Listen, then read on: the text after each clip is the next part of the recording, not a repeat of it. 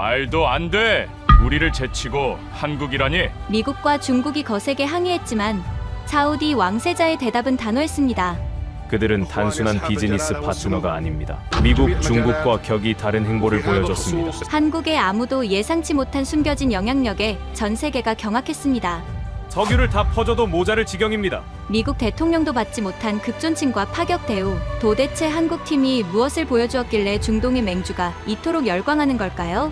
전 세계가 몰랐던 대한민국만의 저력, 그 가슴 뜨거운 형제의 현장을 지금 바로 시작합니다. 제 이름은 아서 스털링입니다. 로열 더치 쉘에서 40년 동안 기른 밥을 먹은 수석 엔지니어이자 현재는 사우디 아람코의 안전 고문을 맡고 있죠. 저는 평생 불을 봐왔습니다. 북해의 거친 파도 위에서 터진 시추선 화재도 멕시코만의 기름 유출 사고도 제 눈앞에서 벌어졌던 일들이었죠. 불이라면 이골이 난 사람이라는 뜻입니다.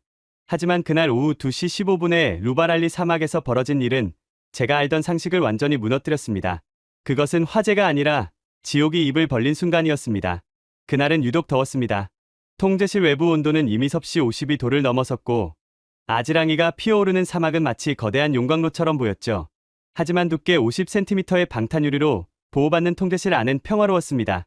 저는 얼음을 띄운 위스키를 한 모금 마시며 뉴욕 증시 차트를 확인하고 있었죠. 에어컨 바람이 너무 차가워서 얇은 카디건을 걸쳐야 할 정도였으니까요. 모든 수치는 정상 압력 게이지는 안정적인 초록색 불빛을 내고 있었습니다. 적어도 그 소리가 들리기 전까지는 말입니다. 쿵! 처음에는 아주 작은 진동이었습니다. 마치 누군가 바닥을 툭 치는 것 같은 느낌이었죠. 지진인가 싶어 커피잔을 내려놓으려는 찰나 지진계 바늘이 미친 듯이 춤을 추기 시작했습니다. 단순한 진동이 아니었습니다. 지하 3km 아래에서 무언가가 찢겨나가는 비명소리였습니다. 그리고 3초 후 세상이 뒤집혔습니다. 쿠아앙! 고막이 찢어지는 듯한 이명과 함께 통제실 방탄유리에 금이 갔습니다. 창밖으로 믿을 수 없는 광경이 펼쳐졌습니다. 검은 진주라고 불리는 제3정유 시설의 메인 파이프라인이 종이장처럼 구겨지더니 높이 200m의 거대한 불기둥이 하늘로 솟구친 겁니다. 그건 불이 아니었습니다. 액체로 된 악마였습니다. 시뻘건 불길이 검은 연기를 휘감으며 사막의 하늘을 집어삼키고 있었죠. 직원들은 다리가 후들거려 주저앉았고 비상벨 소리는 굉음에 묻혀 들리지도 않았습니다. 저는 본능적으로 압력 게이지를 확인했습니다. 그리고 제 눈을 의심했습니다. 수치가 0이 아니라 무한대로 치솟고 있었기 때문입니다. 이건 단순한 파이프 파열이 아니었습니다. 지하에 매장된 가와르 대유전의 메인 챔버 즉 심장부와 연결된 동맥이 터진 것이었죠. 지금 이 순간에도 매시간 1200억 원어치의 원유가 공중으로 증발하고 있었습니다. 하지만 돈이 문제가 아니었습니다. 진짜 공포는 따로 있었습니다. 아서 고문님, 헬리버튼 팀이 도착했습니다. 부하 직원의 외침에 저는 안도의 한숨을 내쉬었습니다. 헬리버튼, 미국이 자랑하는 세계 최고의 화재 진압 전문 기업이죠. 이라크 유전 화재를 전담했던 그들이라면 이 지옥을 멈출 수 있을 거라 믿었습니다.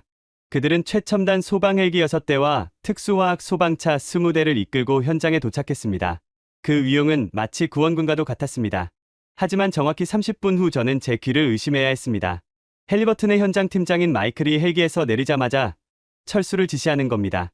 장비를 펼치지도 않고 말이죠. 마이클 지금 뭐 하는 건가? 불을 꺼야지. 제가 다급하게 소리치자 마이클은 땀과 검댕으로 뒤범벅된 얼굴로 저를 쳐다봤습니다. 그의 눈동자는 공포로 떨리고 있었습니다. 아서 저건 우리가 건드릴 수 있는 게 아니야. 계기판을 봐. 지하 압력이 2000 psi를 넘었어. 그래서 도망치겠다는 건가? 당신들 프로잖아. 프로니까 도망치는 거야. 잘 들어. 지금 저 불기둥 밑에는 TNT 500톤 위력의 가스가 뭉쳐 있어. 우리가 물을 뿌리는 순간 급격한 온도 차로 안반이 수축하면 그게 기폭제가 된다고. 72시간이야. 72시간 안에 저절로 꺼지지 않으면 지하 유전 전체가 연쇄 폭발할 거야. 그럼 사우디만 날아가는 게 아니야. 전 세계 원유 공급의 15%가 증발한다고. 마이클은 저를 뿌리치고 헬기에 올랐습니다. 이건 신의 영역이야. 인간이 할 수 있는 건 기도뿐이라고. 그렇게 세계 최고의 기술을 가졌다는 미국 팀이 먼지를 일으키며 사라졌습니다. 뒤이어 도착한 중국 지원팀도 상황은 마찬가지였습니다. 그들은 1대1로 프로젝트 보호라는 명분으로 군대까지 보냈지만 불기둥의 열기에 타이어가 녹아내리자 뒤도 돌아보지 않고 철수했습니다. 통제실에는 무거운 침묵만이 흘렀습니다. 아미르 왕세자가 창백한 얼굴로 저를 바라봤습니다. 아서, 방법이 없는 건가? 저는 고개를 떨궜습니다. 솔직히 방법이 없었습니다. 접근조차 불가능한 열기 72시간이라는 데드라인 그리고 건드리면 터지는 시한폭탄. 사우디의 운명은 여기서 끝나는 것 같았습니다. 그런데 바로 그때 레이더 담당관이 소리쳤습니다. 미확인 비행체 접근 중. 국적불명의 수송기 2대가 착륙을 시도합니다. 모두가 놀라 모니터를 바라봤습니다. 허가받지 않은 비행기였습니다. 테러리스트일지도 모른다는 공포가 엄습했습니다. 하지만 수송기 꼬리 날개에 선명하게 박힌 마크를 보는 순간 저는 의아해할 수밖에 없었습니다. 태그, 문양. 대한민국 공군 수송기였습니다. 한국. 그 작은 나라가 여길 왜? 왕세자가 중얼거렸습니다. 곧이어 수송기의 치가 열리고 사람들이 내리기 시작했습니다. 그런데 그들의 모습이 이상했습니다. 보통의 소방대원들이라면 방열복을 입고 소방호스를 챙겨야 합니다. 하지만 그들은 짙은 남색 유니폼에 정체불명의 장비들만 잔뜩 내리고 있었습니다. 거대한 스피커처럼 생긴 음파 탐지기, 그리고 노란색 로봇개 12마리. 물 한 방울 없는 사막에서 불을 끄겠다고 온 사람들이 소방차 하나 없이 로봇만 데려온 겁니다. 가장 앞장선 남자가 뚜벅뚜벅 걸어왔습니다. 유진욱이라는 명찰을 단 그는 헬멧을 옆구리에 낀 채 불타오르는 유전을 무표정하게 바라보고 있었습니다. 마치 산책이라도 나온 사람처럼 말이죠. 왕세자의 경호원들이 그를 막아서자 류진욱 대장이 품에서 무언가를 꺼냈습니다. 낡고 빛바랜 흑백 사진 한 장이었습니다. 그는 왕세자에게 사진을 건네며 짧게 말했습니다. 약속을 지키러 왔습니다. 도대체 저 사진은 무엇이며 불을 끌어온 사람들이 왜 로봇과 탐지기만 가져왔을까요? 그리고 세계 최고라는 미국도 포기한 이 지옥에서 한국팀은 도대체 무엇을 하려는 걸까요? 저는 그때까지만 해도 알지 못했습니다. 유진욱이 꺼낸 그 낡은 사진 한 장. 그 안에 담긴 50년의 이야기가 이 지옥을 닫을 열쇠였다는 사실을 말입니다. 왕세자가 사진을 받아들었습니다. 낡고 빛바랜 흑백 사진이었어요. 모서리는 닳아 있었고 중간중간 접힌 자국이 선명했습니다. 하지만 사진 속 사람들의 표정만큼은 또렷했죠. 사막 한가운데 파이프라인 앞에서 20명 남짓한 젊은이들이 웃고 있었습니다. 누가 봐도 아시아인이었어요. 그들 옆에는 하얀 토브를 입은 사우디 남자가 서 있었습니다. 놀랍게도 그 남자의 얼굴이 낯익었어요. 이건 선왕 전하 아닙니까? 왕세자의 목소리가 떨렸습니다. 사진 속 젊은 사우디 남자는 현 국왕의 아버지, 그러니까 왕세자의 할아버지였습니다. 1974년의 모습이었죠. 류진욱 대장이 고개를 끄덕였습니다. 맞습니다. 그리고 맨 앞줄 왼쪽에서 세 번째 사람이 제 아버지입니다. 저는 사진을 자세히 들여다봤습니다. 22살쯤 되어 보이는 한국인 청년이 환하게 웃고 있었어요. 볕에 그을린 얼굴, 투박한 작업복, 그리고 뭔가를 해냈다는 듯한 자신감 넘치는 눈빛. 류진욱 대장과 닮은 구석이 분명 있었습니다. 50년 전 이 땅에 한국인 5만 명이 왔습니다.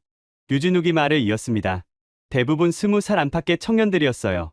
집에 보낼 돈을 벌기 위해 섭씨 50도의 사막으로 왔습니다. 낮에는 파이프를 용접하고 밤에는 컨테이너에서 잠을 잤죠. 에어컨도 없었고 물도 부족했습니다. 하루에 10명씩 열사병으로 쓰러졌어요. 왕세자가 조용히 듣고 있었습니다.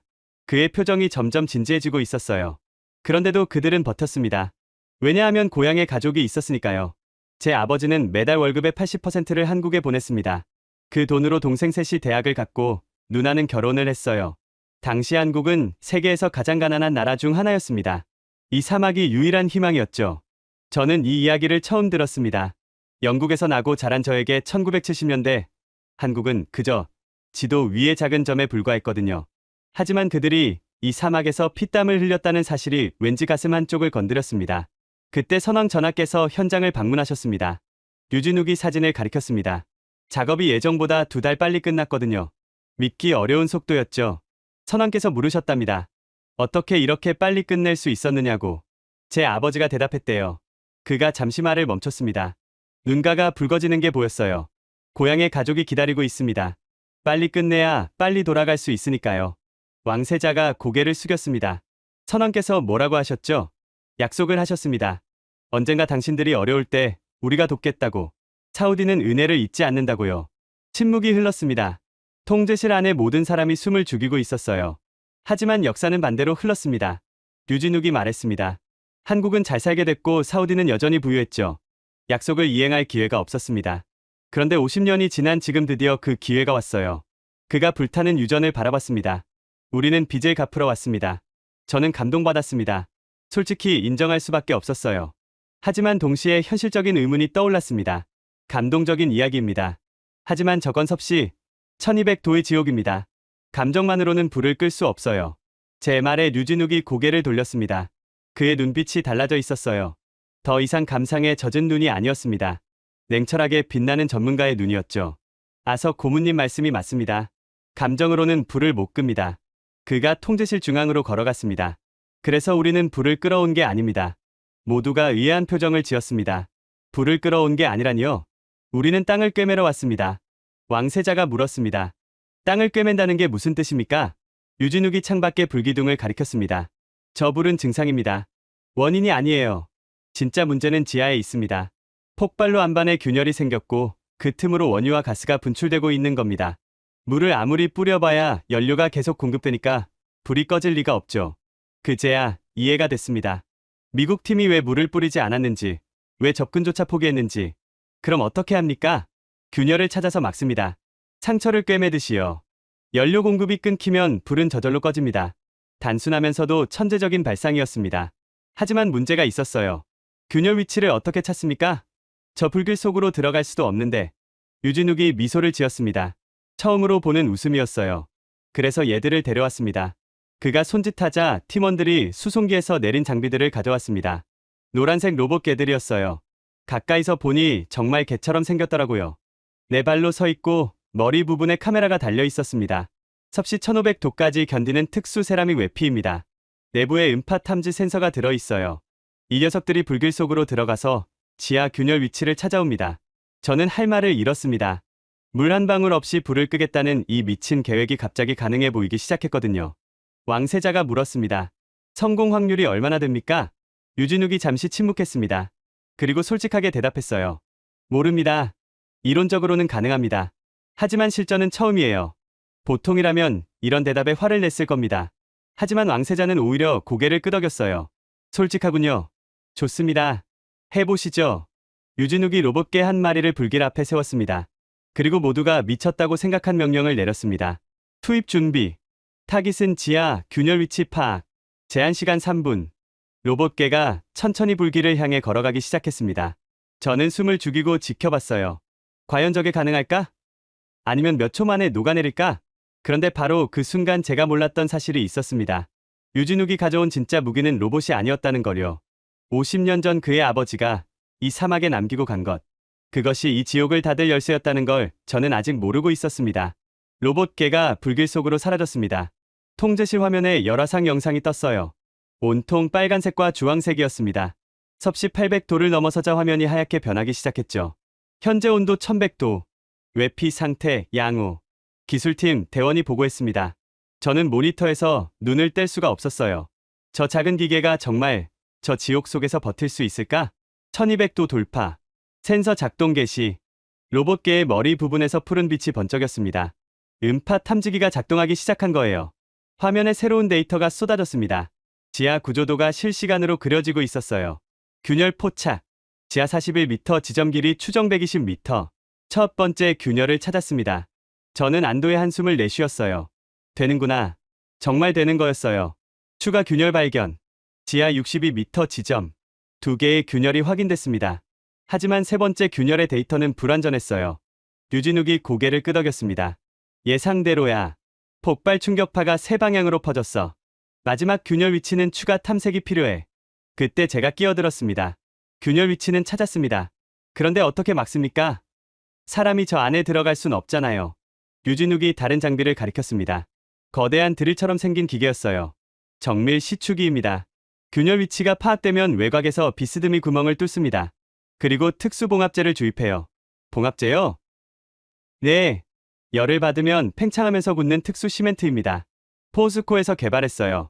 원래 용광로 균열 수리용이었는데 우리가 극한 환경용으로 개량했죠. 저는 점점 더 놀라고 있었습니다. 이들은 정말 준비를 하고 온 거였어요. 그냥 감정에 이끌려 뛰어든 게 아니라 철저하게 계획을 세우고 온 겁니다. 잠깐만요. 왕세자가 손을 들었습니다. 한 가지 이해가 안 됩니다. 이 기술은 언제 개발한 겁니까? 유전 화재, 진압용으로요. 좋은 질문이었어요. 저도 궁금했거든요. 한국이 유전 화재 진압 기술을 개발할 이유가 있었을까? 유진욱이 대답했습니다. 원래 다른 목적으로 개발했습니다.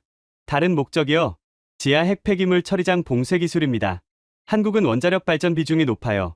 만약에 사고에 대비해서 지하 봉쇄 기술을 연구해왔죠.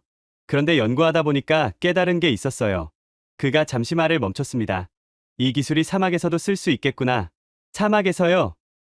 네. 1970년대에 아버지 세대가 중동 유전을 건설했잖아요. 그분들이 남긴 기록을 분석하던 중에 알게 됐습니다. 중동 유전의 지질 구조와 한국 지하 안반의 특성이 비슷하다는 걸요. 저는 무릎을 쳤습니다. 연결고리가 보이기 시작했거든요. 그래서 겸사겸사 연구를 했다. 맞습니다. 혹시 모르니까 아버지들이 지은 걸 언젠가 우리가 지켜야 할 수도 있으니까 소름이 돋았습니다. 50년 전에 뿌린 씨앗이 지금 열매를 맺고 있었어요. 우연이라고 하기엔 너무 완벽한 연결이었죠. 그런데 한 가지가 더 있습니다. 유진욱이 가방에서 낡은 서류 뭉치를 꺼냈습니다. 이건 뭡니까? 가와르 유전 지하 배관도입니다. 1974년 설치 당시 도면이에요. 왕세자가 눈을 크게 떴습니다. 그게 왜 한국에 있습니까? 저희 아버지가 그리셨거든요. 순간 통제실이 술렁였습니다. 유진욱이 도면을 펼쳤어요. 손으로 그린 정밀한 설계도였습니다. 한글과 아라비아 숫자가 뒤섞여 있었죠. 아버지는 현장 감독이셨어요. 직접 측량하고 직접 그리셨죠. 한국에 돌아오실 때 사본을 가져오셨습니다. 언젠가 필요할지 모른다면서요. 저는 믿을 수가 없었습니다. 50년 전에 그린 도면이 지금 이 상황에서 쓸모가 있다고요? 잠깐 이 도면이 정확합니까? 50년이나 지났잖아요. 기본 구조는 바뀌지 않았습니다. 파이프는 교체했어도 지하 안반 배치는 그대로예요. 이 도면을 보면 균열이 어느 방향으로 뻗어나갈지 예측할 수 있습니다. 유진욱이 도면 위에 손가락을 움직였습니다. 여기 보세요. 이 세 지점에서 지하 수맥이 교차합니다. 폭발 충격이 이쪽으로 집중됐을 가능성이 높아요. 기술팀이 로봇계가 보내온 데이터와 비교했습니다. 그리고 모두가 할 말을 잃었어요. 두 개의 균열 위치가 도면의 교차점과 거의 일치해요. 세 번째 균열의 예상 위치도 추정 가능합니다. 50년 전 아버지가 그린 지도가 지금 아들의 손에서 빛을 발하고 있었습니다. 저는 그제야 깨달았어요. 이들이 가져온 진짜 무기가 뭔지. 로봇도 봉합제도 아니었습니다. 51년간 이어져 온 기억과 기록. 아버지 세대가 이 땅에 남기고 간 흔적들. 그것이 진짜 무기였던 겁니다. 작전을 시작하겠습니다. 유진욱이 선언했습니다. 1단계. 로봇 투입으로 정밀 위치 확정. 2단계. 외곽에서 시추 개시. 3단계. 봉합제 주입. 예상 소요 시간 48시간. 왕세자가 물었습니다. 데드라인이 72시간이라고 했는데 48시간이면 여유가 있군요. 유진욱이 고개를 저었습니다. 여유가 아닙니다. 버퍼입니다. 반드시 뭔가 잘못될 테니까요. 그 말이 불길하게 느껴졌습니다. 하지만 그때는 그냥 겸손한 말이려니 했어요. 좋습니다. 시작하시죠. 왕세자가 허가를 내렸습니다. 유진욱이 팀원들을 돌아봤어요. 전원 배치, 로봇 12대 동시 투입, 각자 담당 구역으로 대원들이 일사불란하게 움직이기 시작했습니다. 노란색 로봇계 12마리가 일렬로 서서 불길을 향해 전진했어요. 마치 전쟁터로 나가는 병사들 같았습니다. 저는 창밖을 바라봤습니다. 여전히 200m 높이의 불기둥이 하늘을 찌르고 있었어요. 과연 될까? 저 기계들이 정말 저 안에서 살아남을 수 있을까? 하지만 제가 미처 생각하지 못한 게 있었습니다.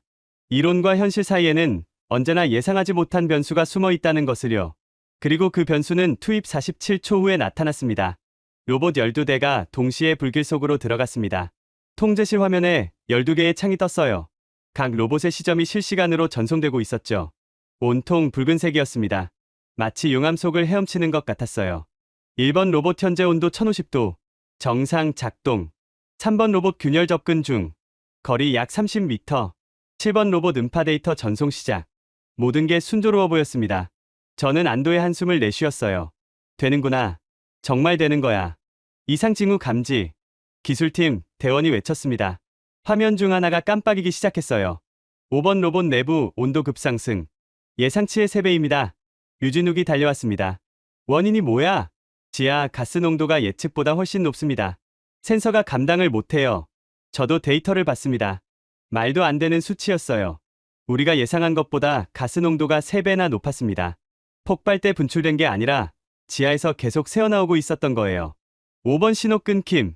첫 번째 로봇이 죽었습니다. 47초 만이었어요. 8번 로봇 과열 경고. 2번 로봇 센서 오작동. 연쇄적으로 문제가 터지기 시작했습니다. 저는 심장이 조여오는 걸 느꼈어요. 11번 신호 끊김. 4번 신호 끊김. 9번 신호 끊김. 3분이 채 지나기 전에 8대의 로봇이 전소됐습니다.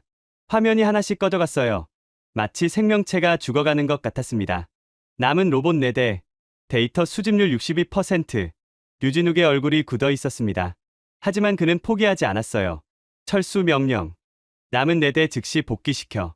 로봇들이 불길 밖으로 빠져나왔습니다. 외피가 절반쯤 녹아 있었어요. 조금만 더 있었으면 전멸이었습니다. 통제실에 무거운 침묵이 흘렀습니다. 저는 류진욱을 바라봤어요. 그의 표정을 읽을 수 없었습니다. 분노인지 좌절인지 아니면 다른 무언가인지. 3억 원짜리 장비 12대가 3분 만에 8대가 터졌습니다. 제가 조심스럽게 말했어요. 쓸데없는 말이었지만 누군가는 현실을 직시해야 했으니까요. 알고 있습니다. 류진욱이 짧게 대답했습니다. 그런데 데이터는 62%밖에 못 얻었잖아요. 나머지 38% 없이 봉합이 가능합니까? 그가 고개를 돌려 저를 봤습니다. 눈빛이 흔들리지 않았어요. 방법을 찾아야죠. 그때 팀원 중 한 명이 다가왔습니다. 젊은 친구였어요. 명찰에 강태진이라고 적혀 있었습니다. 대장님, 제 생각엔 가스 농도 문제가 핵심입니다. 말해봐. 로봇 센서가 과열된 건 온도 때문이 아니에요. 가스가 센서 주변에 막을 형성하면서 열 배출을 막은 거예요. 마치 이불을 뒤집어 쓴 것처럼요. 류진욱이 고개를 끄덕였습니다. 그래서 로봇 대신 사람이 들어가면 어떨까요? 순간 통제실이 얼어붙었습니다. 제가 먼저 소리쳤어요. 미쳤어요? 저 안에 사람이 들어가면 죽습니다. 강태진이 차분하게 대답했습니다. 로봇보다 사람이 유리한 점이 있어요. 우리는 판단을 할 수 있잖아요. 상황에 따라 경로를 바꾸고 위험을 회피하고. 로봇은 정해진 대로만 움직이지만 사람은 다르죠.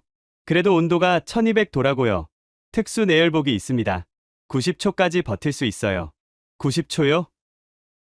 그 안에 뭘 할 수 있는데요? 강태진이 화면을 가리켰습니다. 로봇들이 수집한 62%의 데이터였어요. 이미 균열 3개 중 2개의 위치는 확보했습니다. 마지막 하나만 확인하면 돼요. 90초면 충분합니다. 류진욱이 한참 동안 강태진을 바라봤습니다. 그리고 물었어요. 왜 너가 가겠다는 거야? 강태진이 웃었습니다. 무모해 보이는 웃음이었어요. 저 손 빠른 거 아시잖아요. 예전에 프로게이머 했던 거. 게임이랑 이건 달라. 게임에서 90초는 엄청 긴 시간이에요. 저한테는요. 저는 이 대화가 믿기지 않았습니다. 목숨을 담보로 한 농담 같았거든요. 잠깐만요. 설령 들어간다고 해도 마지막 균열 위치를 어떻게 찾습니까? 로봇 센서가 없으면 불가능하잖아요. 강태진이 류진욱을 바라봤습니다. 류진욱이 서류 뭉치를 꺼냈어요. 50년 전 도면이었습니다. 이게 있잖아요. 뭐요? 아버지 도면이요. 여기 보세요. 3번째 균열의 예상 위치가 있어요. 로봇 데이터와 교차 검증하면 오차 범위 5m 이내로 좁힐 수 있습니다. 저는 할 말을 잃었습니다. 50년 전 손으로 그린 도면과 21세기 로봇 데이터를 합치겠다고요? 미친 짓입니다. 제가 말했어요. 알고 있습니다. 류진욱이 대답했습니다. 하지만 다른 방법이 있습니까? 저는 대답할 수 없었습니다. 로봇은 더 이상 못 보내요. 남은 4대도 상태가 엉망이니까요. 외부 지원도 없습니다. 미국도 중국도 떠났고 다른 나라는 처음부터 관심도 없었어요. 아서 고문님. 류진욱이 제게 다가왔습니다. 저희를 믿어주십시오. 안 되면 저희만 죽는 겁니다. 성공하면 모두가 삽니다. 저는 한참 동안 그를 바라봤습니다. 미친놈이라고 생각했어요. 하지만 동시에 존경심이 올라오는 걸 느꼈습니다. 왕세자 전하의 허가가 필요합니다. 왕세자가 앞으로 나왔습니다. 그의 얼굴에 고뇌가 서려 있었어요. 실패하면 어떻게 됩니까? 저희가 죽고 화재는 계속됩니다. 성공하면요. 62%의 데이터가 100%가 됩니다. 봉합 작전이 가능해져요. 왕세자가 창밖을 바라봤습니다. 불기둥이 여전히 하늘을 찌르고 있었어요. 당신 아버지가 이 땅을 지었다고 했죠? 네. 그리고 당신이 지키겠다고요? 네. 긴 침묵이 흘렀습니다. 그리고 왕세자가 고개를 끄덕였어요. 알라의 가호가 있기를. 강태진이 내열복을 집어 들었습니다. 은색의 두꺼운 슈트였어요. 마치 우주복 같았습니다. 류진욱이 그의 어깨를 잡았습니다. 90초다. 그 안에 반드시 나와. 알겠습니다. 그리고 태진아. 네. 죽지 마라. 강태진이 씩 웃었습니다. 죽으면 리스폰하면 되죠. 그가 헬멧을 썼습니다. 그리고 불길을 향해 걸어가기 시작했어요. 저는 숨을 죽이고 지켜봤습니다. 90초. 그 안에 모든 게 결정됩니다. 성공하면 희망이 생기고 실패하면 모든 게 끝이에요.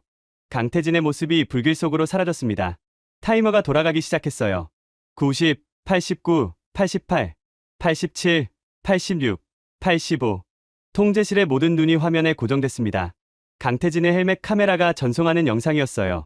온통 주황색과 빨간색이었습니다. 마치 태양 속을 걷는 것 같았죠.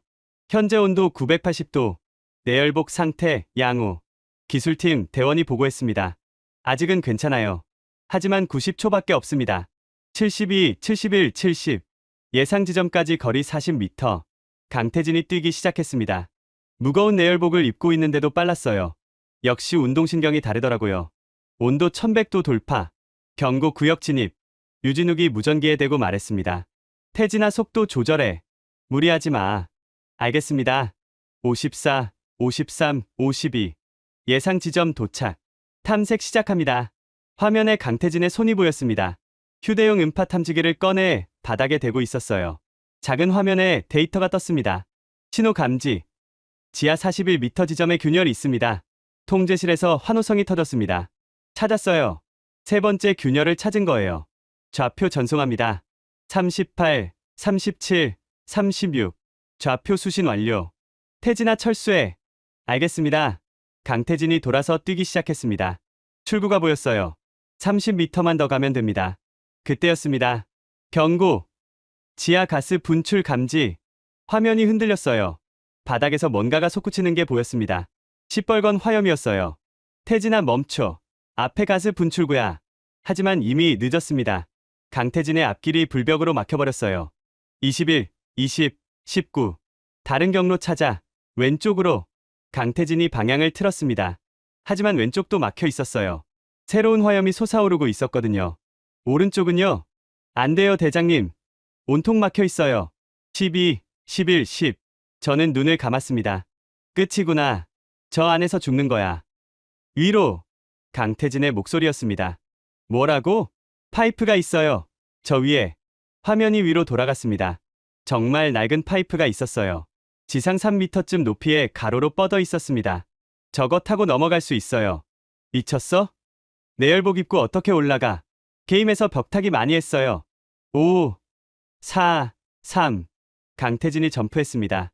두꺼운 장갑을 낀 손이 파이프를 잡았어요. 그리고 원숭이처럼 매달려서 앞으로 이동하기 시작했습니다. 2, 1, 0. 제한시간 초과. 내열복 1개입니다. 경고음이 울렸어요. 하지만 강태진은 멈추지 않았습니다. -3, -4. 파이프 끝에서 그가 뛰어내렸습니다. 화염병 너머로요. 그리고 굴러서 출구 방향으로 달렸어요. -8, -9. 불길 밖으로 뛰쳐나왔습니다. 내열복에서 연기가 피어올랐어요. 대원들이 달려가 소화기를 뿌렸습니다. 강태진이 헬멧을 벗었습니다. 얼굴이 땀으로 범벅이었어요.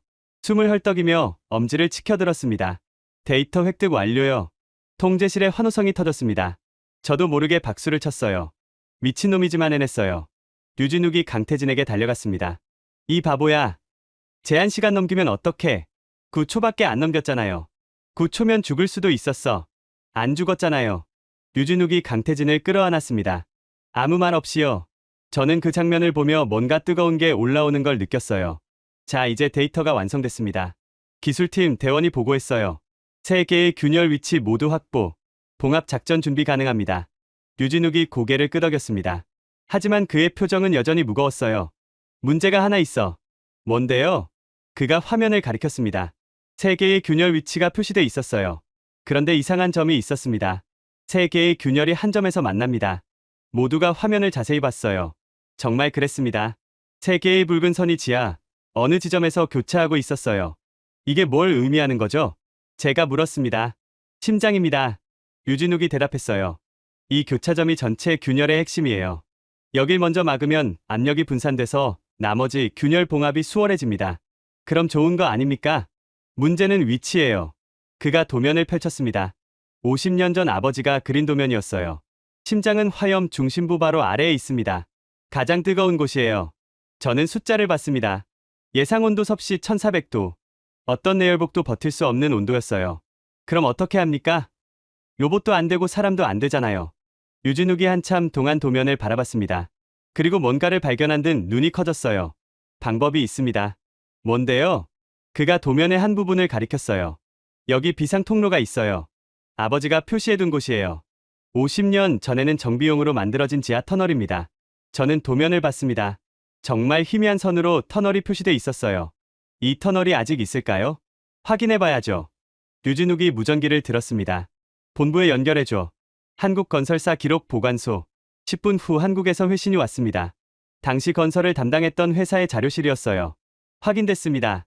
비상 터널 존재합니다. 1978년 보수 공사 기록이 있어요.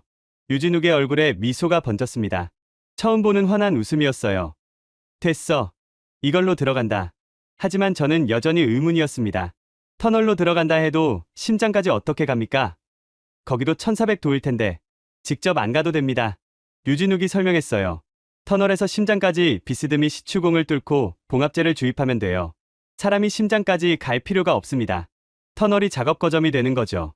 이제 이해가 됐습니다. 터널은 작업 거점이고 거기서 원격으로 봉합 작업을 하겠다는 거예요. 됩니다. 이론적으로는요. 강태진이 말했어요. 이론이 아니라 해야 해. 류진욱이 말했습니다. 남은 시간이 얼마 없어. 48시간 중 이미 12시간이 지났어. 시계를 봤습니다. 정말 그랬어요. 시간은 계속 흐르고 있었습니다. 장비 준비해. 터널 진입 작전 시작한다. 류진욱의 명령에 팀원들이 움직이기 시작했습니다.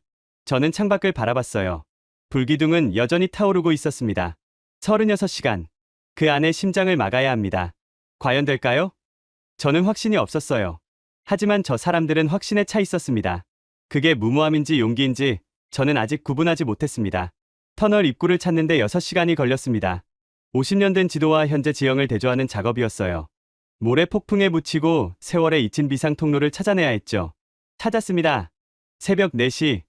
대원 한 명이 외쳤어요. 사막 한가운데 콘크리트 구조물이 튀어나와 있었습니다. 50년 전 아버지 세대가 만든 비상 출입구였어요. 류진욱이 철문을 열었습니다. 녹이 잔뜩 슬어 있었지만 구조는 튼튼했어요. 안으로 들어가자 서늘한 공기가 올라왔습니다. 온도 확인. 섭씨 38도. 진입 가능합니다. 지상은 52도인데 지하는 38도였어요. 여전히 덥지만 작업은 가능한 수준이었습니다. 터널은 생각보다 넓었어요. 높이 2m, 폭 3m 정도였습니다. 50년 전 장비를 운반하기 위해 만든 통로였다고 해요. 심장까지 거리 약 100m. 시추 각도를 감안하면 총 시추 길이는 약 150m입니다. 류진욱이 도면을 확인하며 말했습니다. 여기서 시추공을 뚫고 봉합제를 주입한다. 장비가 설치되기 시작했어요. 정밀 시추기가 터널 바닥에 자리 잡았습니다. 봉합제 탱크가 연결됐고 제어판이 세팅됐어요. 시추 시작합니다. 드릴이 돌아가기 시작했습니다. 콘크리트와 안반을 뚫는 소리가 터널에 울렸어요. 현재 깊이 10m, 20m, 50m. 순조로웠어요. 저는 안도의 한숨을 내쉬었습니다. 될 것 같았거든요. 100m 돌파. 목표까지 50m 남았습니다. 그때였습니다. 갑자기 시추기가 멈췄어요. 무슨 일이야? 장애물 감지. 뭔가 막혀 있습니다. 기술팀이 센서를 확인했어요. 금속 구조물입니다. 오래된 파이프라인 잔해인 것 같아요. 류진욱이 이를 악물었습니다. 뚫을 수 있어. 시도해보겠습니다. 드릴 출력을 높였어요. 하지만 쇠를 깎는 소리만 날 뿐 진전이 없었습니다. 안 됩니다. 드릴 날이 버티질 못해요. 저는 시계를 봤어요. 남은 시간 28시간. 이대로 시간만 버리면 끝입니다. 다른 각도로 뚫을 수 없어요. 제가 물었습니다. 계산해봐야 해요. 하지만 시간이. 류진욱이 도면을 펼쳤습니다. 그리고 한참 동안 들여다봤어요. 여기. 그가 한 지점을 찍었습니다. 50m 앞에서 각도를 틀면 장애물을 피할 수 있어. 대신 뭐요? 누군가 직접 가서 시추기를 재설치해야 해. 원격으로는 각도 조절이 안 돼. 직접 한다고요? 터널 깊숙이 들어가서요. 거기 온도가 얼마예요? 기술팀이 센서를 확인했어요. 예상 온도 섭씨 95도입니다. 95도. 사우나의 2배의 온도였어요. 오래 버틸 수 없습니다. 제가 가겠습니다. 강태진이 말했어요. 안 돼. 넌 이미 한 번 들어갔다 왔잖아. 류진욱이 말렸습니다. 대장님이 가시면 안 됩니다. 지휘관이 없으면 작전이 무너져요. 둘이 서로를 바라봤습니다. 팽팽한 긴장감이 흘렀어요. 제가 가죠. 다른 목소리였어요. 팀원 중 가장 나이 많은 대원이었습니다. 45살쯤 돼 보였어요. 정 기사님, 열환경에서 장비 다루는 건 제가 제일 능숙해요. 포항제철소에서 20년 일했거든요. 류진욱이 고민했습니다. 그리고 고개를 끄덕였어요. 알겠어. 정 기사님 부탁해요. 정 기사가 간이냉각 조끼를 입었습니다. 완벽하진 않지만 시간은 벌 수 있어요. 제한 시간 5분입니다. 그 안에 재설치하고 나와야 해요. 알겠습니다. 정 기사가 터널 안으로 들어갔습니다. 우리는 무전으로 상황을 지켜봤어요. 현재 위치 50m 지점, 온도 78도, 100m 지점, 온도 85도, 150m 지점. 도착했습니다. 온도 93도. 시축이 재설치가 시작됐어요. 무전기 너머로 쇠가 부딪히는 소리가 들렸습니다. 각도 조절 중. 30도 틀었습니다. 고정 볼트 체결 중. 시간이 흘렀어요. 3분, 4분. 완료. 재설치 끝났습니다. 환호성이 터졌습니다. 하지만 아직 끝이 아니에요. 정 기사님 빨리 나오세요. 지금 복귀합니다. 그때 굉음이 울렸어요. 뭐야? 터널이 흔들렸습니다. 먼지가 쏟아졌어요. 지하 가스 폭발. 정 기사님 응답하세요. 무전기에서 잡음만 들렸습니다.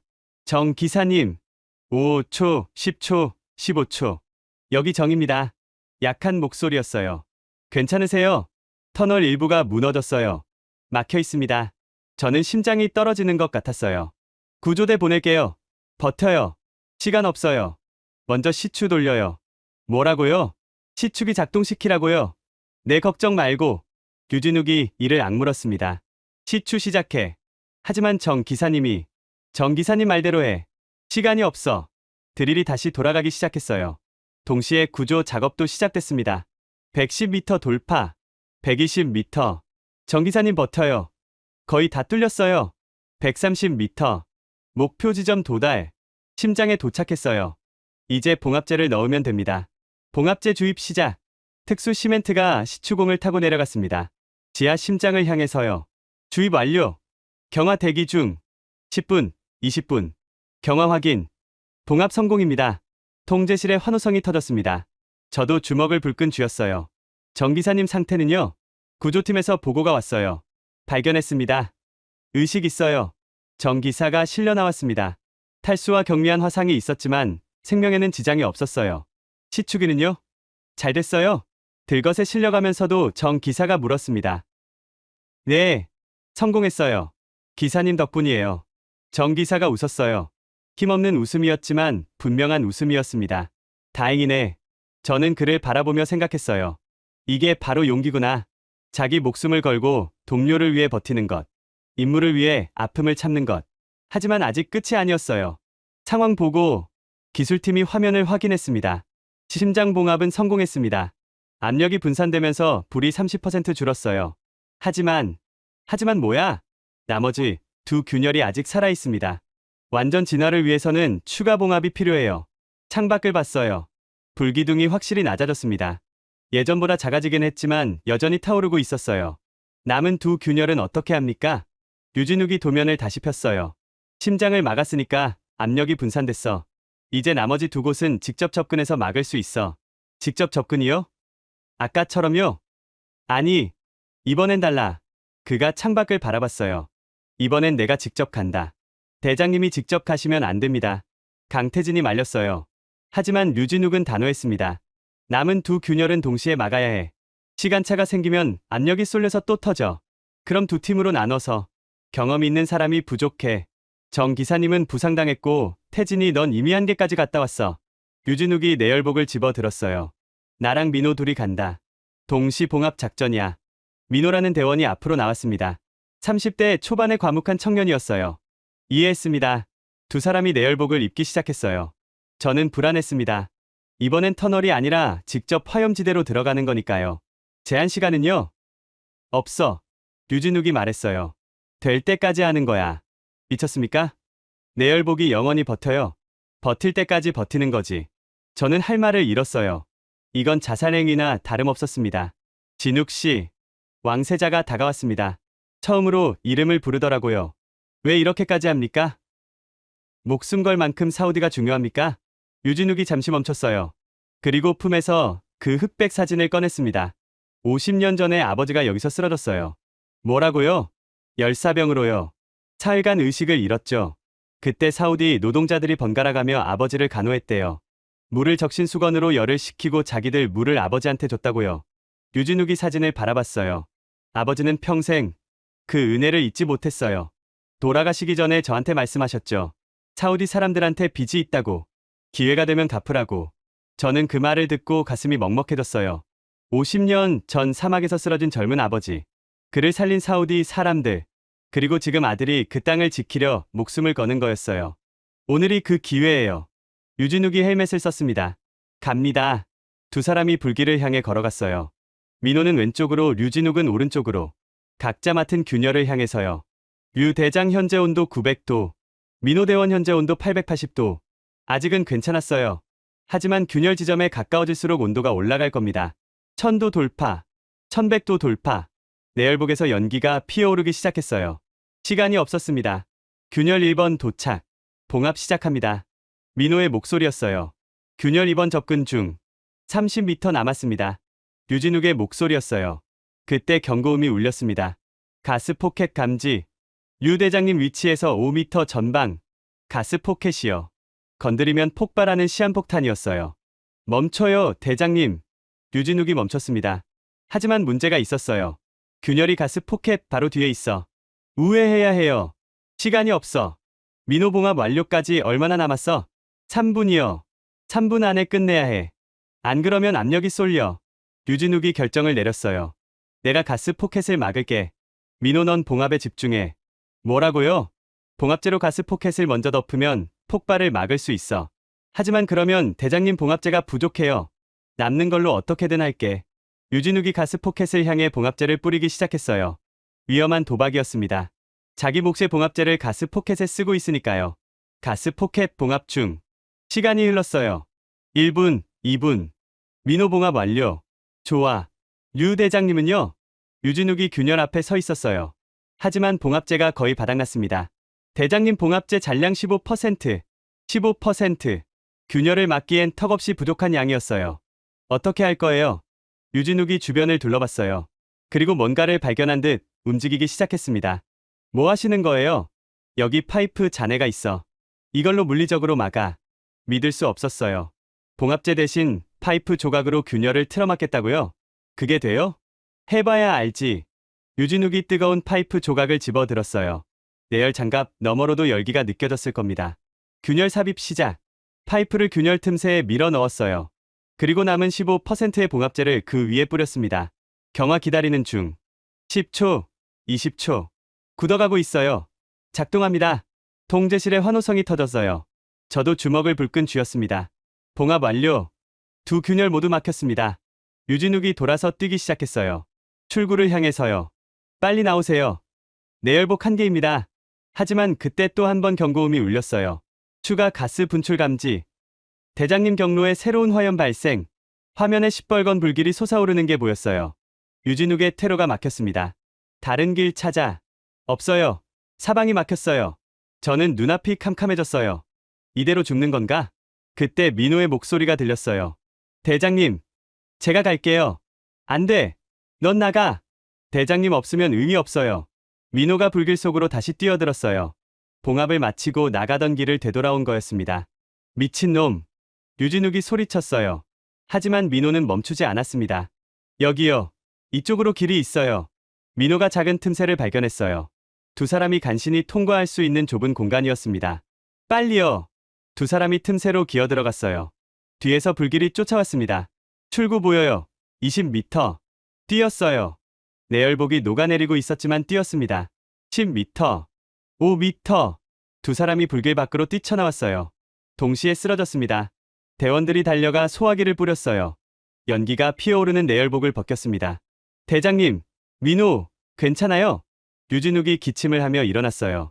민호는 여기요. 민호가 손을 들었어요.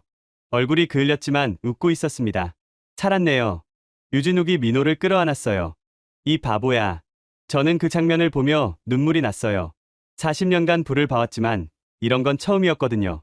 그리고 3시간 후 믿을 수 없는 일이 벌어졌습니다. 불기둥이 줄어들고 있었습니다. 처음엔 눈의 착각인 줄 알았어요. 하지만 아니었습니다. 높이 200m에서 150m로 감소. 100m, 50m. 3시간 만에 불기둥이 10분의 1로 줄었어요. 봉합이 작동하고 있었습니다. 연료 공급이 끊기면서 불이 스스로 꺼지고 있었던 거예요. 온도 하락 중. 섭씨 800도, 600도, 400도, 통제실에 환호성이 터졌습니다. 사람들이 얼싸안고 울었어요. 저도 모르게 눈물이 흘렀습니다. 72시간. 정확히 데드라인 6시간 전이었어요. 우리가 해냈습니다. 아니, 저들이 해냈어요. 완전 진화 확인. 기술팀의 최종 보고가 나왔습니다. 불이 꺼졌어요. 세계 최대 유전이 살아남았습니다. 유진욱이 땅바닥에 주저앉았어요. 탈진한 모습이었습니다. 하지만 그의 얼굴엔 미소가 번지고 있었어요. 저는 그에게 다가갔습니다. 어떻게 한 겁니까? 물 한 방울 없이. 유진욱이 올려다봤어요. 말했잖아요. 불을 끌어온 게 아니라고. 땅을 꿰매러 왔다. 네. 상처를 꿰매면 피가 멈추잖아요. 불도 마찬가지예요. 단순하면서도 천재적인 발상. 50년간 쌓아온 기술과 지식의 결정체였어요. 왕세자가 다가왔습니다. 그의 눈가가 젖어 있었어요. 류 대장. 네. 왕세자가 무릎을 꿇었습니다. 통제실의 모든 사람이 숨을 멈췄어요. 뭐 하시는 겁니까? 유진욱이 당황해서 일으키려 했어요. 하지만 왕세자가 그의 손을 잡았습니다. 50년 전에 선왕께서 약속하셨죠. 은혜를 갚겠다고. 그건 오늘 당신들이 갚았습니다. 아니, 10배로 갚았어요. 왕세자가 일어서며 말했습니다. 오늘부로 사우디의 진정한 형제는 대한민국입니다. 저는 소름이 돋았어요. 중동의 실권자가 아시아의 작은 나라에 이런 말을 하다니. 한국은 우리를 도대체 몇 번이나 구하는 겁니까? 왕세자가 웃었어요. 석유를 다 퍼줘도 모자랄 지경입니다.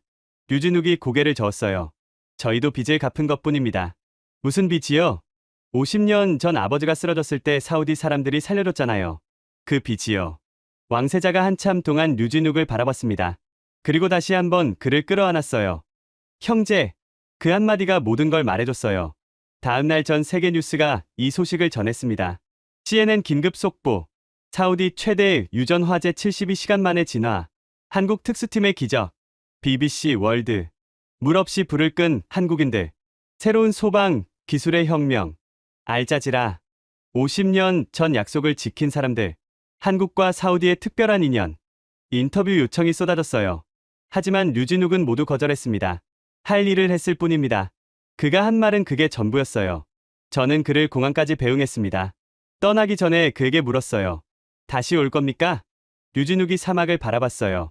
이제는 연기도 불길도 없는 평온한 사막이었습니다. 아버지가 지은 땅이니까요. 언젠가 또 오겠죠. 그가 비행기에 올랐어요. 저는 활주로에 서서 그 모습을 지켜봤습니다. 수송기가 하늘로 올라갔어요.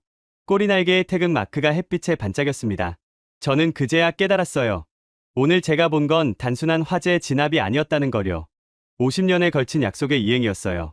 아버지 세대가 심은 씨앗이 아들 세대에서 꽃을 피운 거였습니다. 그리고 그 꽃은 불꽃보다 뜨거웠어요. 일주일 후 저는 서울에 있었습니다. 왕세자 전하의 특사 자격으로 한국을 방문한 거예요. 공식적으로는 감사 인사를 전하러 왔지만 사실 저는 개인적으로 보고 싶은 게 있었어요. 유진욱이 저를 어느 공원묘지로 데려갔습니다. 서울 외곽의 조용한 언덕이었어요. 아버지 산소예요. 작은 묘비 앞에 섰습니다. 한글로 뭔가 적혀 있었는데 읽을 수 없었어요. 뭐라고 쓰여 있습니까? 유재학. 1952년에서 2019년. 사막에서 희망을 지은 사람. 저는 가슴이 뭉클해졌어요. 사막에서 희망을 지은 사람. 이보다 더 정확한 표현이 있을까요? 유진욱이 묘비 앞에 무릎을 꿇었습니다. 그리고 품에서 새 사진을 꺼냈어요. 아버지. 약속 지켰습니다. 사진에는 화재 진압 후 찍은 단체 사진이 담겨 있었어요. 한국팀과 사우디 관계자들이 함께 웃고 있었습니다. 50년 전에 아버지가 지은 그 땅을 지켰어요. 아버지가 살려준 은혜도 갚았고요. 유진욱의 눈가에 눈물이 맺혔어요. 저도 모르게 눈시울이 붉어졌습니다. 그가 두 장의 사진을 나란히 놓았어요. 50년 전 흑백 사진과 오늘의 컬러 사진. 같은 땅에서 찍은 두 세대의 기록이었습니다. 아버지랑 저랑 키가 똑같네요. 유진욱이 웃었어요. 슬프면서도 따뜻한 웃음이었습니다. 저는 주변을 둘러봤어요. 공원묘지 곳곳에 비슷한 묘비들이 있었습니다. 저분들도 중동에서 일하셨던 분들입니까? 네. 이 구역이 중동건설 노동자 묘역이에요. 사우디, 쿠웨이트, 이란, 리비아. 1970년대와 80년대에 이분들이 다 저기서 일하셨죠. 저는 묘비들을 바라봤어요. 수백 개는 될 것 같았습니다. 다들 고생하셨겠네요. 네. 그런데 아무도 기억 안 해요. 유진욱이 쓸쓸하게 말했어요.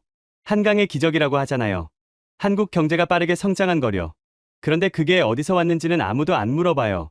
어디서 왔는데요? 여기서요. 그가 묘역을 가리켰어요. 이분들이 사막에서 번 돈으로 한국이 컸어요. 공장 짓고 도로 만들고 배 만들고. 그 시작이 중동 달러였어요. 저는 처음 알았어요. 한국의 경제기적 뒤에 이런 역사가 있었다는 거요. 그래서 저희가 간 거예요. 류진욱이 말했습니다. 아버지들이 지은 걸 지키는 게 자식된 도리니까요. 저는 고개를 숙였어요. 이 작은 나라의 이 엄청난 의리의 경의를 표하고 싶었습니다. 스털링 고문님. 네, 사우디에 부탁이 하나 있어요. 뭔데요? 이분들 기억해주세요. 류진욱이 묘역을 바라봤어요. 50년 전에 당신네 나라를 지은 사람들이에요. 이름도 없이 피땀 흘린 사람들. 그분들 덕분에 지금 사우디가 있는 거잖아요. 저는 고개를 끄덕였어요. 약속합니다. 그날 저녁 저는 왕세자 전하께 보고서를 올렸습니다. 공식 보고서가 아니라 개인적인 편지였어요. 저는 오늘 한국에서 무덤을 봤습니다. 50년 전 우리 땅에서 일하다 돌아가신 분들의 무덤이었습니다. 그분들이 없었다면 오늘의 사우디도 없었을 겁니다. 그리고 그분들의 자녀가 오늘 우리를 구했습니다. 이것이 의리입니다. 세대를 뛰어넘는 약속입니다. 우리도 이 약속을 잊지 말아야 합니다. 한 달 후 사우디 정부는 발표를 했어요. 1970년대 중동 건설에 참여한 한국인 노동자들을 기리는 기념비를 리야드에 세우겠다고요. 기념비에는 이렇게 새겨졌습니다.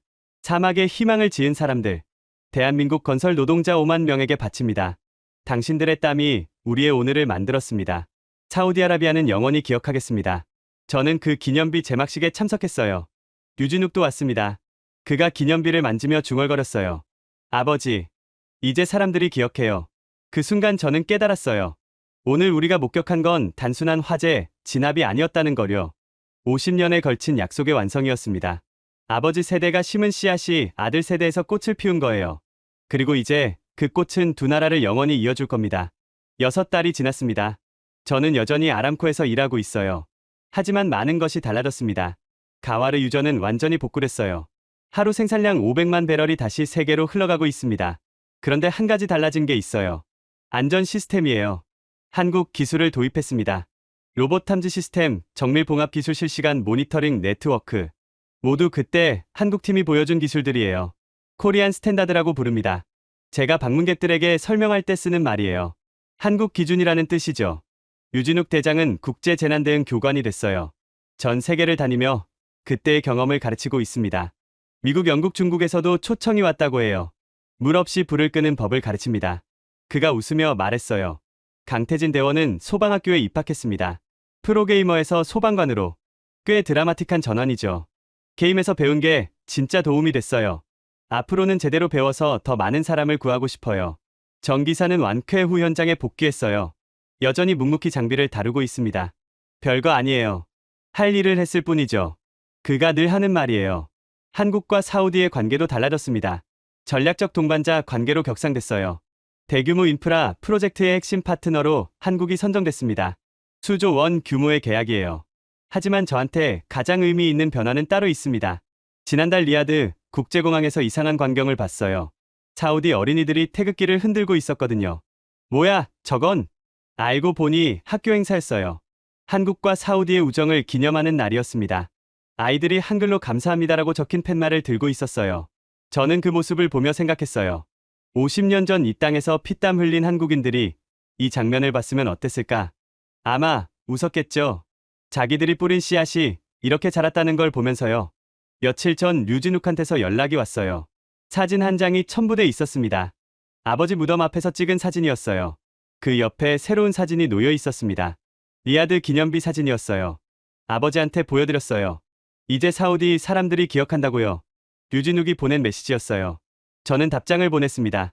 우리도 기억할 겁니다. 영원히요.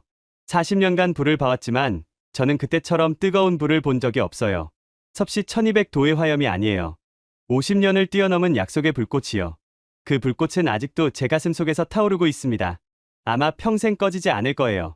작은 나라의 큰 용기, 세대를 잇는 약속, 그리고 사막의 핀 태극. 저는 이 이야기를 평생 기억할 겁니다. 그리고 만나는 모든 사람에게 말할 거예요. 한국이라는 나라가 있다고. 약속을 지키는 사람들이 사는 나라가 있다고. 지금까지 사우디 사막에서 펼쳐진 72시간의 기적 어떠셨나요? 미국도 중국도 고개를 저은 섭씨 1200도의 지옥. 그 안으로 뛰어든 건 50년 전 이 땅을 지은 아버지들의 후예였습니다. 물 한 방울 없이 로봇과 기술 그리고 약속 하나로 세계 최대 유전을 살렸습니다. 이 이야기가 감동적이셨다면 좋아요와 구독 부탁드립니다.